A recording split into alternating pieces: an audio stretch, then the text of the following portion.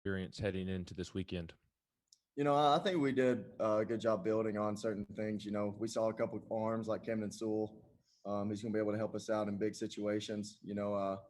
We our lineup did some damage against some really big arms in our conference. So I think we have a lot of positives going into this weekend, and I think we've done it all year, and I think we've prepared all year, and I don't think that there's a more prepared conference than the SEC. So I think we have an advantage in that aspect. Go to Troy next, and then Mike.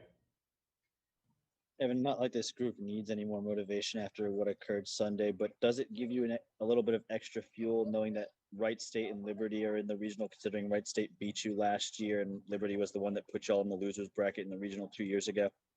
It's easy to use that as fuel, and in this game, it's so hard because we can either use it as motivation, or we can tense up a little bit and want to throw the first punch and want to try too hard, because this game is, if you try too hard, it'll bite you in the tail, and it's just, we have to balance it. But I think we have a lot of guys just relaxed and confident, and I think Chad Dallas is actually ready to get back after Wright State, because last time wasn't a good outing for him. He knows it, and I think he's a complete different pitcher, and I think he's ready. Yeah, Evan, what do you remember about just the experience of being in a regional in 2019? Was it just kind of an overwhelming newness kind of thing? And how much does it help now that you guys have had that and this isn't such an unfamiliar thing anymore? Yeah, I think it was unfamiliar to a lot of guys. I think a lot of people did try to do a little too much in our first regional. But I do remember that we came in and we got punched in the mouth, and we didn't really respond in the way that a good team should have. But I think it really helps that we're hosting this regional, and I think it helps that we got a lot of big wins, a lot of close win games under our belt, and I think we're a little more prepared than we were last time. Give me a second, guys. I'm gonna let a few more people in here. We'll go to back to John next. So go ahead, John. All right, Evan, it's been really cool to see some of your teammates reach milestones. Pete becomes the all-time leader in games played at the University of Tennessee. Sean Hunley yesterday becomes just the third ever to make 30 appearances in a single season. What's it like that guys that you've been step for step with in your experience in Tennessee are now right at or near the top of some records? We got a lot of veterans on this team that are finally getting recognition that they deserve. Pete Durkee, he's grinded as much as anyone on this team. For some reason, that dude always finds a way to get in the lineup and produce. And Sean Hunley, hats off to him. He's probably got a rubber arm by this point. But we expect him to be ready for any game. He wants the ball, and I'm assuming that we're going to have a lot more outings with Sean Hunley on the mound. So he should just be ready to set some more records. All right, go to Ben next, and then Mike. Yeah, Evan, I wanted to ask you two questions about the lineup, but I was going to say first, Tony may take the award for better media availability, since you may have revealed who's pitching. Just picking at you there.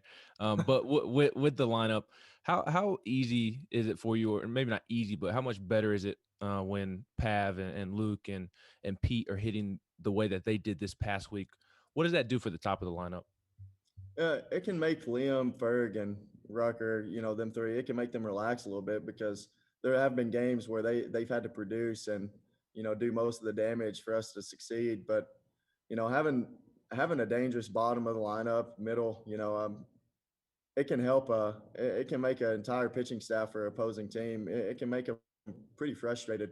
I've been on the other side of seeing a dangerous lineup 1 through 9. So, seeing guys at the bottom of the lineup, most of the time they have a bad name for the bottom of the lineup. But I think we could flip it and do just as well. So I think that shows that we've got a pretty good lineup top to bottom. And whenever Pav, Luke, and Pete are rocking on all cylinders, and then Jordan Beck's bringing some power that not many people can, it can be pretty fun to watch. And then I wanted to ask you about Kyle Booker. The kid's 2 for 3 off of Kevin Kopps as a true freshman. Just what do you think allows him to be able to go in there in those moments and be able to have success against a guy who may win National Pitcher of the Year? You know, he's got very, very quick hands. You know, his talent level is, you know, off the charts. I think him going in there and being able to relaxed and stay composed, I think that was the key for him having success off that guy. You know, the matchup's also good. We kind of like lefties against him. You know, it kind of works in their favor. But you know, it's it's it builds a lot of confidence having a guy be able to come off the bench against him, because I mean, who knows? We could see him in a bigger moment, and you know, having a guy that kind of has his number for the most part, you know, it's a good thing to have. All right, we'll take two more for Evan. We'll go to Troy and then Mike. Or Mike, sorry, you're next, and then Troy. Come on, Sean. Evan could do this better than you, just like he's going to do media better than Tony. Yes. What was it like, I guess, getting back to Lindsey Nelson yesterday, seeing kind of all those extra bleachers set up and just kind of, I guess, that feeling that things are ramping up toward a home regional this time around? You know, there's no place like home. It is pretty exciting that we get to bring the regional to Knoxville. You know, being able to go to Hoover and seeing all those fans come out and support us, it is exciting, and it means a lot for this team, for you know, to Tony, to the entire coaching staff. It means a lot to have that many people come out and support us, and we can expect a lot more this weekend in the regional. So I think we're excited, and you know, playing in front of this packed house, it's nothing, probably nothing better, to be honest. But you know, I think we're all excited to get out there and see the fans, see the orange and white, and give them a good show. Yeah, you mentioned that as somebody who grew up watching this program, loving this program, and then joining this program, and it was kind of down. Did you ever envision that here in your senior year to be hosting a regional? And how do guys like you, Pete, guys who kind of bleed this orange, kind of prevent the moment from getting too big in this regional when you step on that field for the first time in front of that packed house?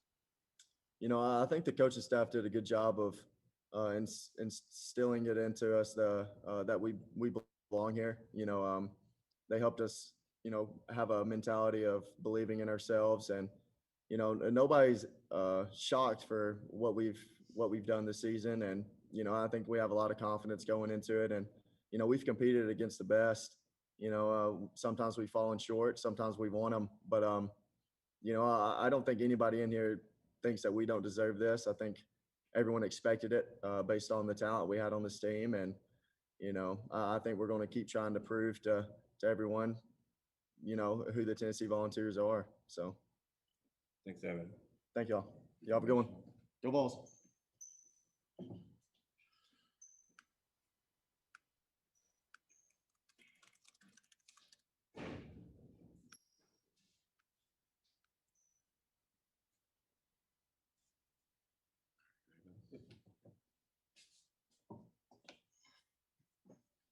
All right, we'll take questions for Sean. We'll start with John and then go to Ben. Sean, start you off the way I did with Evan. What was it like going into today's selection show, knowing that you guys weren't just going to host, but you were going to be a national seed? And what was it like to see Tennessee as the 3 and know that folks are coming to Knoxville to take on you guys? Well, it was very exciting. It's kind of the same thing as Evan said. 2 years ago in 2019, we were, on the bubble, and I remember watching, and we were all nervous, trying to figure out if we were going to make it or not. And this time around it was a little different because we knew we were in. We just had to find out who we got in the regional, and I think we're pretty excited about what's coming. Yeah, Sean, what do you think you can take from that week in Hoover and apply it to this weekend? What do you think you learned about your team? Maybe something you didn't know about them going into Hoover, or do you feel like you can just kind of build off of last week? I think momentum. We're playing really good baseball right now. We're showing up to the field with a lot of confidence, and kind of the same thing that Pav has said in the past in one of his interviews. We don't quit. We're going to play, the minimum of 9 innings every time we play, and we got some guys out there this week that we're going to need in the long run in a postseason run. I thought Camden Sewell was excellent when he threw. we got guys like Rackers out there, Mabry out there that we're going to need in the long run. So it was good to see those guys out there. Well, Mike and then Troy. First off, I wish a headband looked that good on me. That's frustrating for me. Yeah, Sean, what do you remember about 2019 and that experience at North Carolina, just going to a regional and the kind of the environment, the atmosphere, and how do you expect that to help you guys this time? Yeah, it was crazy. Because none of us had been there in that situation before. There was, we went to North Carolina and there was a lot of blue in that stadium. No matter who, even if their team wasn't even playing, there was still a lot of people there. But yeah, I mean, it was fun, especially since none of us had been in that situation before. We learned a lot of how to, control our emotions in a big time situation. And now we get to play in front of our home fans, and it should be a little bit easier for us knowing that they're here to support us. Sean, does it give you guys any extra fire considering the fact that you'll start with Wright State, a team that beat you 2 out of 3 to end last season, and then obviously also potentially playing Liberty that obviously put y'all in the losers bracket in that 2019 regional? Yeah, a little bit. I kind of expected both of those teams to be in our regional. I was talking to Will Heflin before it even happened. I was like, yeah, we're probably gonna get one of those two teams in our regional. I know Chad Dallas has a bad taste in his mouth after pitching against them last year. But yeah, I mean, I kind of expected that to happen, to get those two teams in there. We played Liberty last year in a regional, and they're both really good teams. But yeah, we're excited to play those guys. We'll go back to Ben and then back to John. Yeah, Sean, I wanted to ask you about those big time pressure moments that you seem to be able to work out of quite often. You did it South Carolina, and then you did it against Florida as well. Just how do you keep yourself composed in those situations? I don't really know. It's just I'm kind of out there. I trust my defense tremendously. It's all, and the coach preaches that it's always the next pitch, win the next pitch, and good things happen when you focus on the one pitch at hand. And then I wanted to ask you about Frank Anderson and his mound visits. It seems like more often than not, you tend to be able to get out of a jam when Frank comes out there and speaks to you or another pitcher. Why do you think that is? Because he has a sense of calm about him. He comes out there, he'll crack a joke to you, and he kind of calms you down in a situation like that. The whole infield comes in there; they're all laughing about his joke that he brings out there. It kind of calms all of us down and helps us breathe in a big time situation like that. Sean, with your appearance yesterday, you become just the third ever to make 30 appearances in a season, matching Todd Helton. There's only one pitcher, and Scott Drucker, who's made more than you with 32. And I'm just wondering, how are you holding up, and what does it mean to you when you are sharing some company with some guys that have had some outstanding work of their own for this program? It's amazing. It's you want to be available for your team as much as possible, and I can credit that to Q, our strength coach, Coach A, having me ready at any point. And I love being the guy that, comes in high pressure situations. And I'm glad that they trust me to do that. And, there will be a lot more, high pressure situations that come down the road as we make this postseason run. All right, we'll finish with Troy. Sean, you obviously walked into a program that was pretty down when you were a freshman. Did you ever expect that you'd be sitting here as a senior with the opportunity to host a regional, the opportunity to host a super regional, and kind of everything that comes with it this weekend? Yeah, to be honest with you, not really. I didn't know what to expect. We were average my first year, and I've said it before, it's a testament to our coaches, with the culture that they've brought, and the fight that we bring each and every day to the field. And then I kind of, with going from last year, I kind of expected to be in this situation this year with how much we progressed, and we're excited to get this thing rolling. Thanks, Sean. Thank you.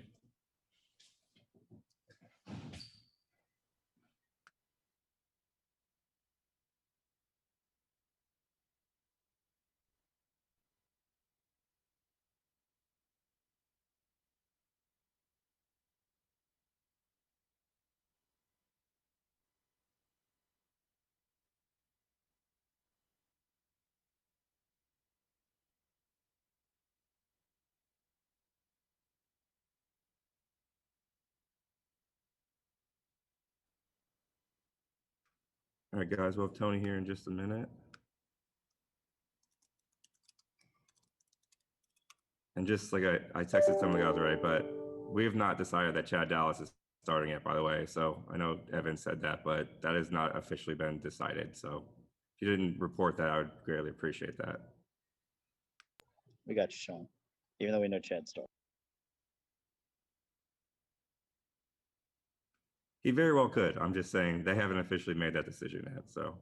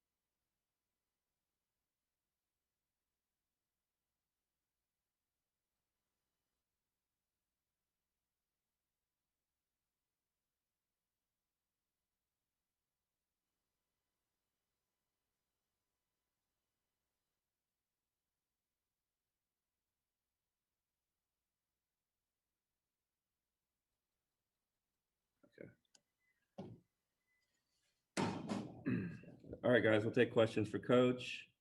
We'll start with Mike and then go to Ryan.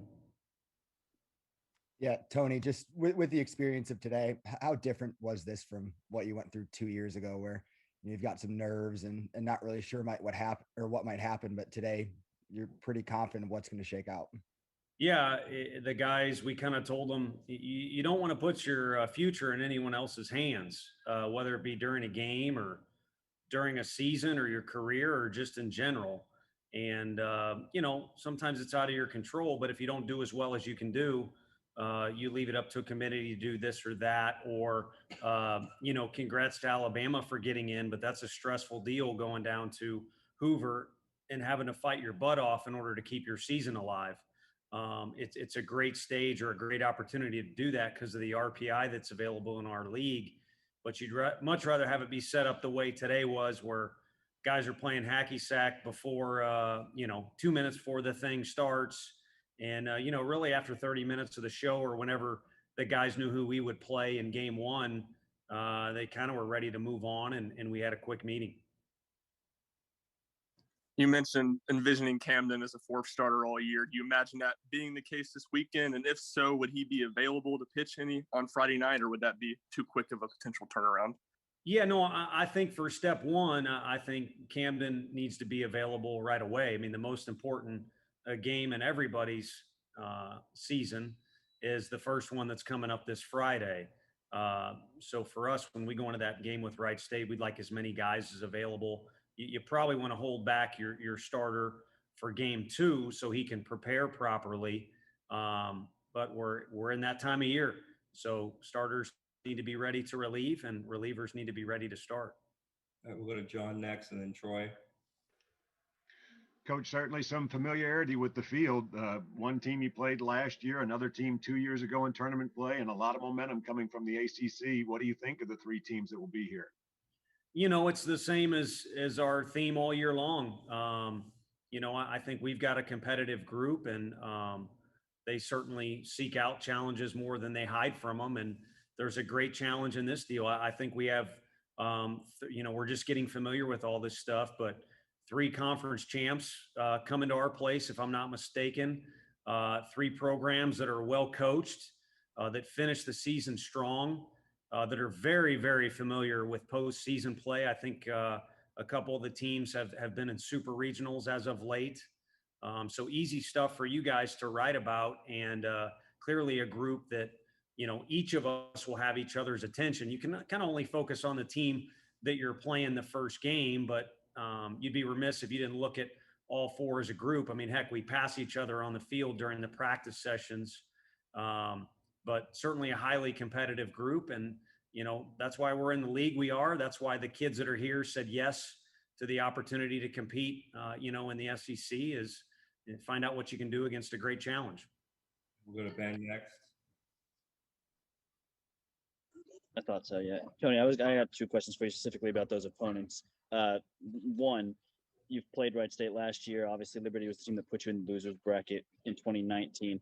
I guess as a coach, how do you balance those emotions with a team that kind of seemingly finds motivation out of the smallest things? Yeah, I think this time of year, if you're not motivated close to your highest extent, fifth gear, however you want to phrase it, you kind of need to check your pulse a little bit. These kids all grow up dreaming about this tournament and, the possibilities that can come from it. So I think if anything, it might be the opposite. You might need to temper some of those things. Maybe not exactly the opposite of what you're saying, but temper those things and just go out there and play ball. But with each new day, kind of like we just experienced in Hoover, whether it's the opponent, the time of day you play, the circumstances, the situations that pop up in the middle of the game, those can dictate, some things as well with your team. And I think it's important for our guys to manage those situations as they pop up. So, as it relates to the teams, having played them in recent times, there's some, we played Liberty on a Tuesday going into that regional in North Carolina. So there's a scouting report, there's an outcome, there's things that tie into it. But at the same time, we're a different team than, the Florida team that we just played. I mean, Leftwich is one of the best pitchers in the country right now.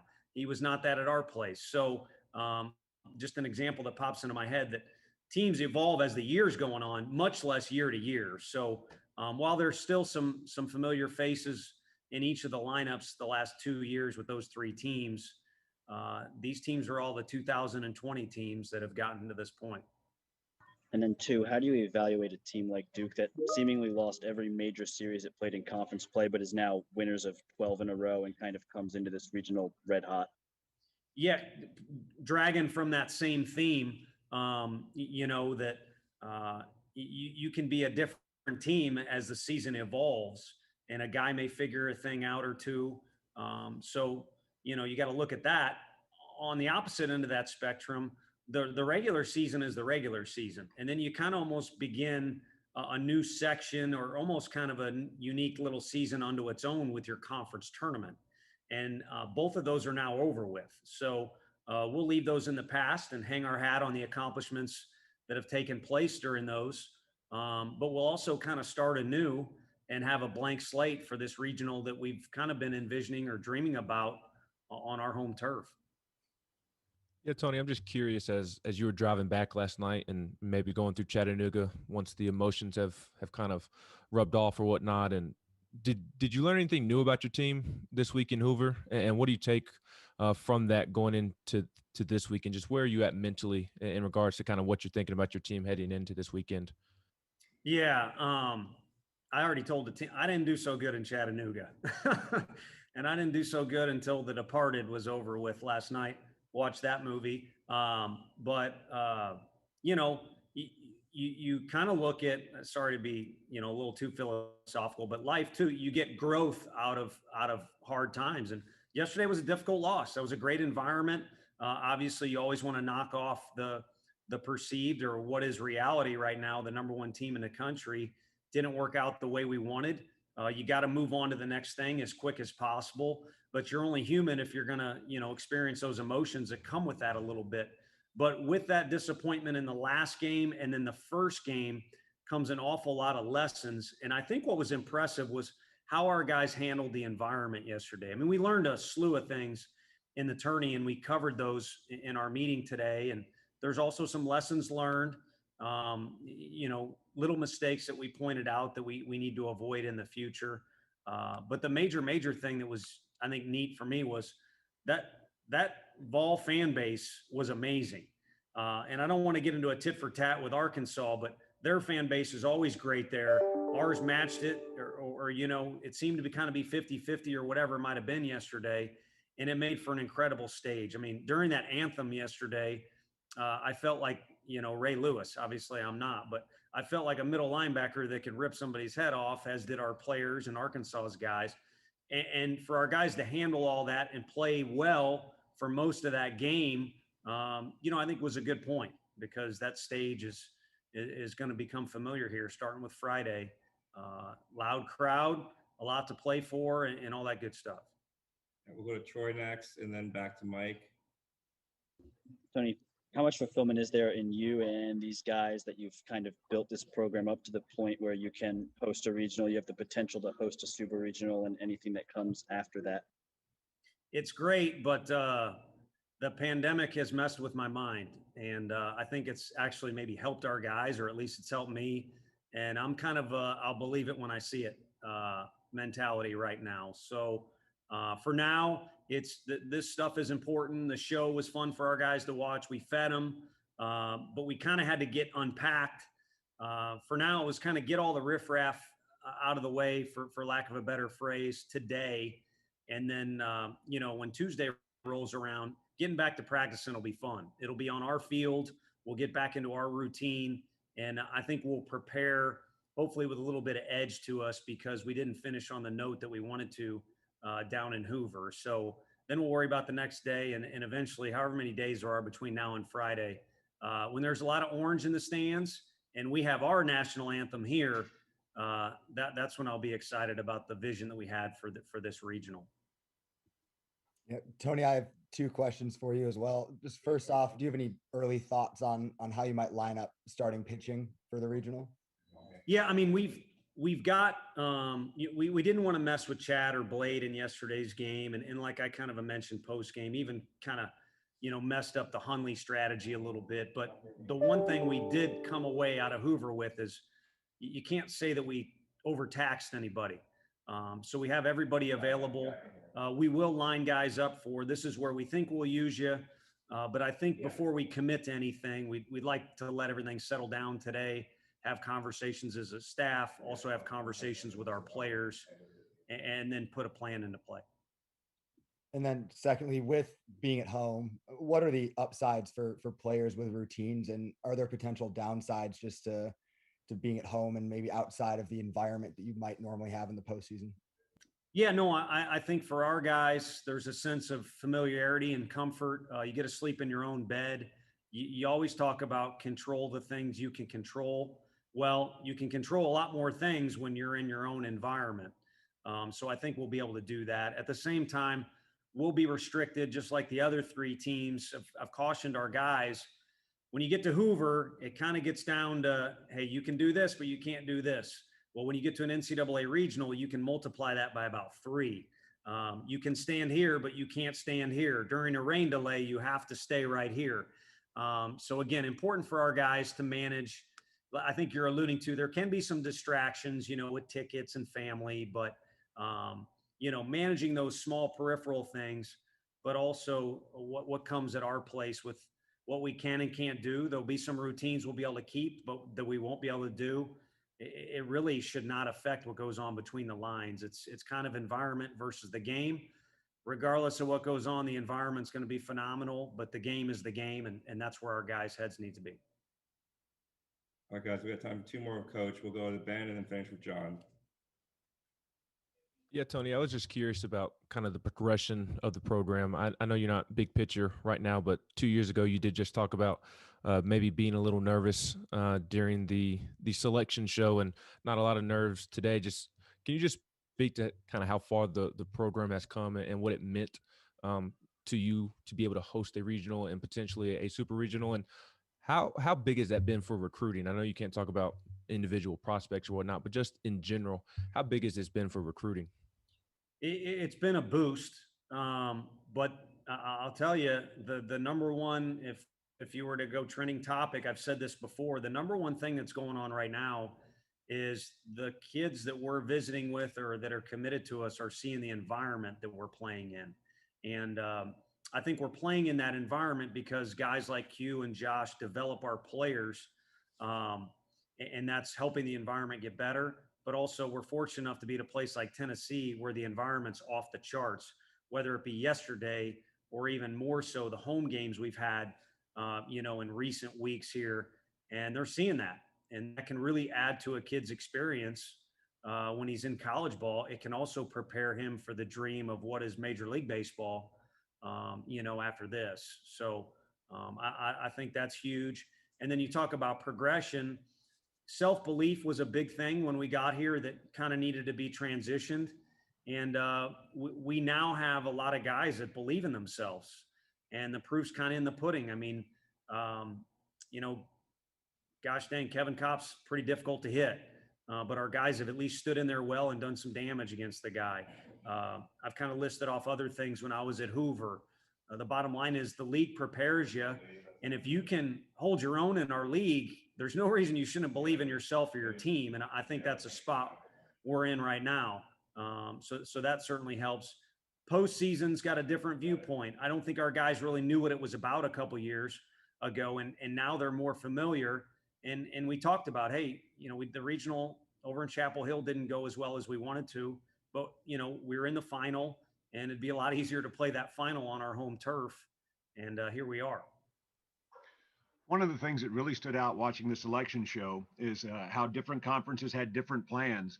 And there's one team that made the field that didn't even play 40 games. You guys have played 61 games, every game that you possibly could. And I'm just wondering, what do you think it means to your team that it's had the routine that it's had now for 15 weeks?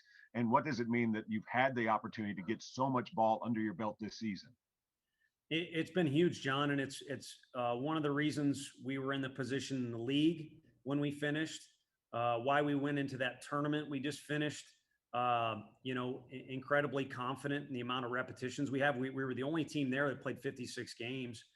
And, it just kind of was a thing that added to the environment of the building.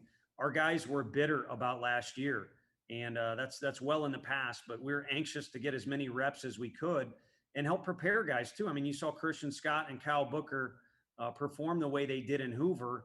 I don't think they can do that unless we can mix in, certain repetitions, like we did. Same could be said for a guy like Mabry and maybe some others. So it certainly helps. But the one thing that sticks out is we got all that baseball in, but Chad Dallas had an off week. Blade Tidwell was gradually brought along as a freshman. Will Heflin was a guy who came in, in the first few weeks of the year and established himself as a starter. We've mixed up closers. So I don't think we've really leaned on anyone or worn anyone down, including our catchers. So I think the routine and the repetitions have been there. And I also think, we're about as fresh as you can be as an SEC ball club going into this weekend. Thanks, Coach. Thank you, guys. Guys, I'll send this out ASAP. I know some of you jumped in late, so I'll send out this video ASAP to everybody. Thanks, Sean.